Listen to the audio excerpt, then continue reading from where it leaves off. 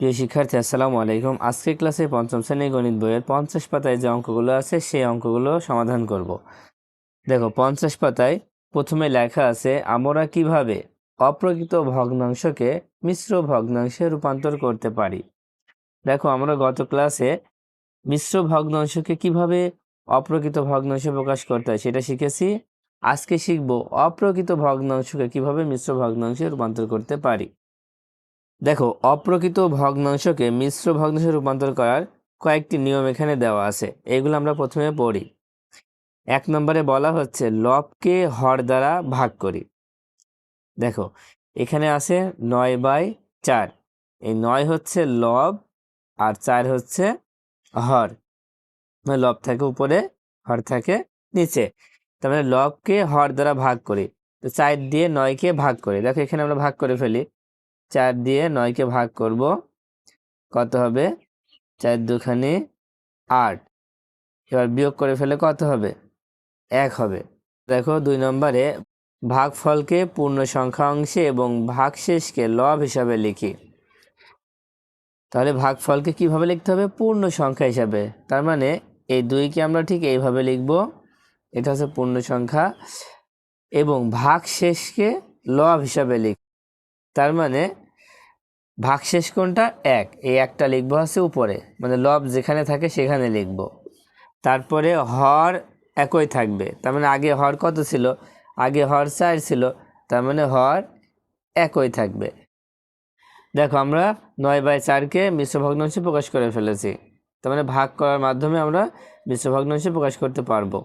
তো এখন দেখো, এখানে 1 নম্বরে বলা হচ্ছে রং করি ও খালি ঘর পূরণ করি। এখানে যেমন 1 নম্বরে আছে 7/3। এই 3 দিয়ে 7কে ভাগ করতে হবে। 3 দিয়ে 7কে ভাগ করে ফেলো। দেখো, 3 দিয়ে 7কে যদি ভাগ করা হয় তাহলে কত হবে? 3 দুখানি 6, আর 7 থেকে 6 বিয়োগ করলে 1 হয়। এখন কি করবা? এইভাবে পাশে আমরা দাগ দিয়ে দিলাম। দেওয়ার পরে এই যে ভাগশেষ পেয়েছি, এই ভাগশেষটা লিখবো হচ্ছে উপরে, আর 3টা লিখবো হচ্ছে নিচে। যে সংখ্যা দিয়ে ভাগ করছি, তার মানে হর দিয়ে ভাগ করছি, হরটা হবে নিচে। তাহলে মিশ্র ভগ্নাংশে প্রকাশ করলে আমরা পেয়েছি 2/1/3। এখন দেখো, এখানে 2 লেখা আছে, আমরা এই 2 পর্যন্ত প্রথমে রং করব। তো এই 2 পর্যন্ত রং করে ফেলো।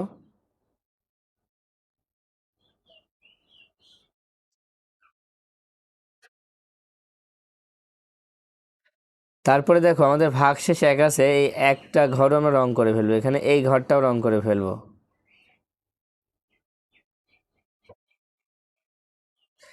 এবার এখানে কত লিখবো? দেখো, এখানে আমরা যেটা পেয়েছি ঠিক এইটা আমরা এখানে লিখব, 2/1/3। এবার আসো 2 নম্বরে। এই 2 নম্বরে আছে 16/5। তোমার লব 16, হর 5। প্রথম কাজ হচ্ছে 5 দিয়ে 16কে ভাগ করে ফেলা। যে কোনো জায়গায় এটা রাফ করলে তোমরা করতে পারো। 5 দিয়ে 16কে ভাগ করলে দেখো 3 বার যাচ্ছে, 3×5 = 15, বিয়োগ করলে 1। তাহলে এখানে আমরা কিভাবে লিখব?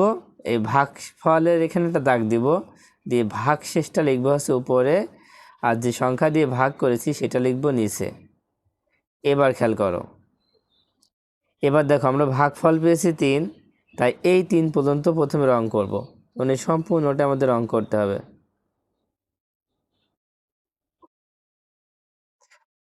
তারপরে দেখো, ভাগফল তো রং করলাম। দেখো, ভাগফল রং করার পরে এবার আমরা এই ভাগশেষটা রং করব। ভাগশেষ কত? 1 আছে, এই একটা ঘর করব। ভাগশেষের ক্ষেত্রে আমরা ভাগশেষ যে ভাগশেষের ক্ষেত্রে আমরা যে কয় ভাগশেষ পাবো সেই কয়টা ঘর রং করব। ঠিক আছে? দেখো, আমাদের 2 নম্বরটা রং করা শেষ। এখন এখানে কত হবে? দেখো, প্রথমে আছে 3, এখানে 3 বসায় দাও। তারপরে উপরে হবে 1, নিচে হবে 5। উপরে 1, নিচে হবে 5। দেখো, হয়ে গেল।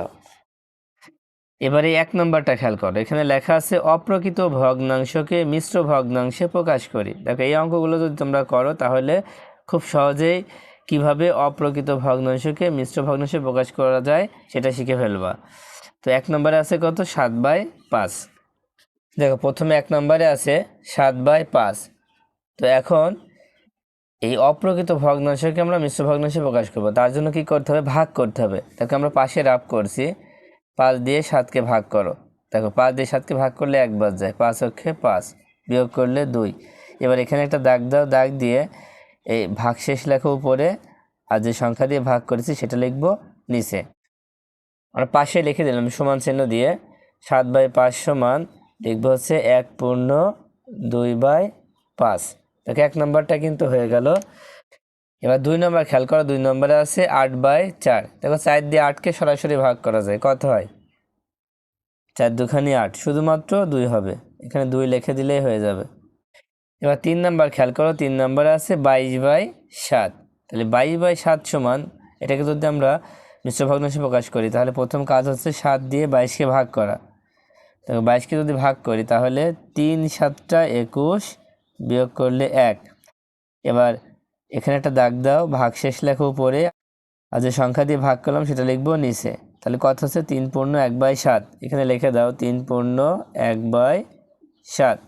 খুব সহজে কিন্তু হয়ে যাচ্ছে। তারপর 4 নম্বরে দেখো, 4 নম্বরে কত লিখতে হবে? 4 নম্বরে আছে 35/8, লিখবো 35/8। তো এখানে 8 দিয়ে 35কে সরাসরি ভাগ করা যাচ্ছে না, তাই আমরা এখানে রাফ করব। 8 দিয়ে 35কে ভাগ করে ফেলো। দেখো 4 8 32, বিয়োগ করলে আমরা কত পাবো? 35 থেকে 32 বিয়োগ করলে 3 পাবো। দেখো তার মানে এখানে দাগ দিয়ে 3 লিখবো উপরে, আর এই 8 লিখবো নিচে। তাহলে কত পেয়েছি? 4 পূর্ণ 3/8।